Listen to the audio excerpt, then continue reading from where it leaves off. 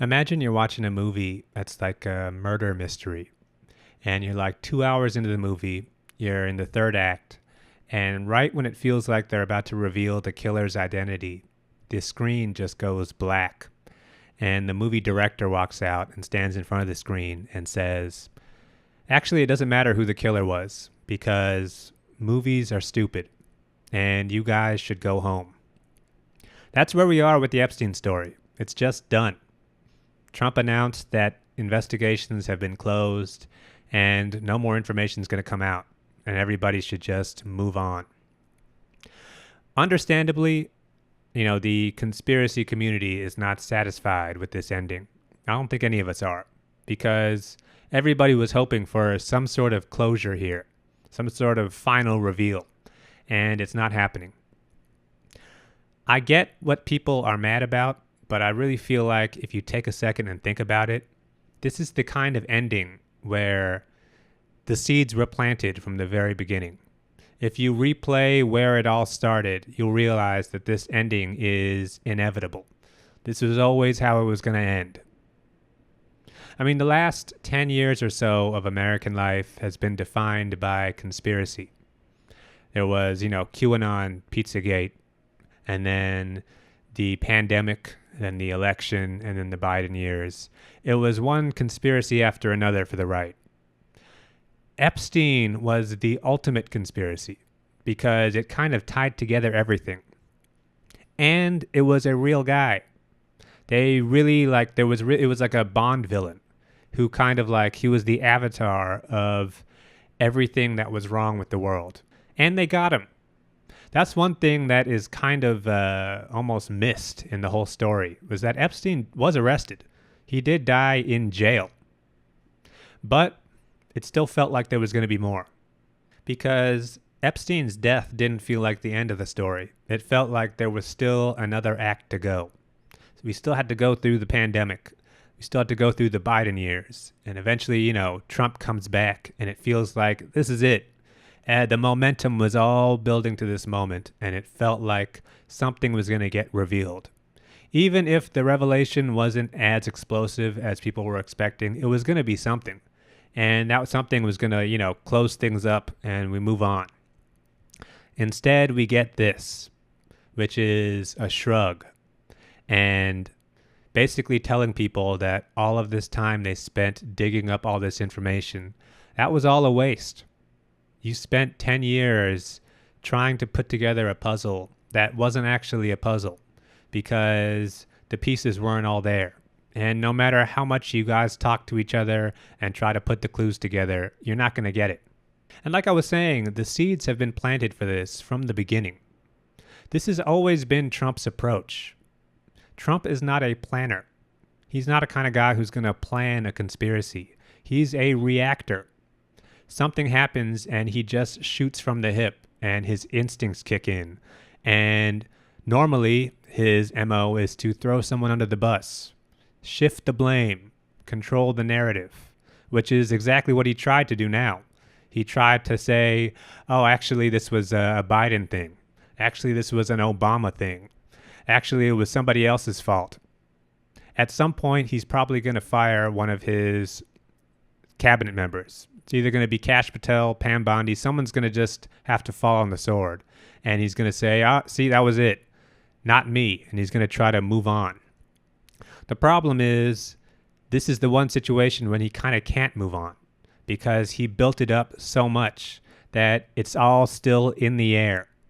And the suspense has not been relieved because people still feel like there's got to be something else. Something else has to happen. And there's very good chance that nothing's going to happen. This is it. The reason why I'm saying that this is a perfect ending to the story was that the whole Epstein story was about power. It's about who's actually in control and what that means. Power is not just about making people do things. It's about controlling the narrative. It's about controlling people's mood. And that's exactly what they're showing that they can do. They're showing that they can give you just enough breadcrumbs to keep you moving along and keep you in line. But the breadcrumbs aren't going to they're not going to go anywhere. That's because they're still in control no matter what. Power is about engineered disillusion. They want you to not believe in the concept of justice. They want you to feel like no matter what you do, you're not actually going to get there. Because when you're in that position, then you have nothing left to fight for. Because what's the point? That is the overall feeling right now that I'm seeing online, is people saying, well, what's the point of any of this? Because if that guy's not going to reveal the truth, then who else is even left? There's no more good guys for these people to point to. It's all bad guys. It's bad guys all the way down. It's turtles all the way down, as they say. So what happens next? Because all of these people, these like kind of conspiracy kooks, they've spent the last decade isolating themselves from their families, from their communities, and trying to find connection online and find connection through identity with this sort of massive conspiracy. But now that has been broken up.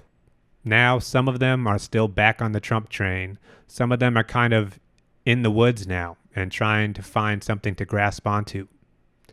But even the tools that they use to communicate with each other and to build the community initially, social media, even that has been taken over by chatbots, by AI. So now when they're online and they're all arguing with each other, they're not even arguing with each other. They're arguing with machines. So this is just going to further isolate them. And I mean, I think you're going to see a lot more people really snap. Not in the violent sense, but in the sense of just a break from reality, where they become further cocooned in their own mind. And they lose their own sense of where they fit into politics. I mean, the only thing these people can do at this point is watch. Because that's the other thing that power really does, is it shows you who's actually doing stuff and who's just watching. Are you in the arena or are you in the stands? And this is showing people that they are in the stands. They're going to find out whatever we want them to find out because they have no power to actually find out the truth and pursue justice. It's just over. So what's really left at this point? I think there is still one more post-credit scene to the whole story, which is the tacky cash grab. I think at some point, Trump's going to make a big announcement and say, actually, I've decided to release the Epstein files, and it's going to make a big stir online. And then he's going to end up announcing that he's tying the Epstein files to his own crypto coin. So every time Trump coin goes up by another dollar in value, he's going to release one more page of the files. But just to like mess with people, the first 20 pages are going to be like table of contents and like, dedication. Or it's going to be like the Monopoly game at McDonald's where everybody gets Park Place, but nobody gets Boardwalk. Or maybe it'll be like a scratcher ticket. It'll be, maybe you get one of the names revealed, or maybe you just get a picture of Don Jr. laughing at you.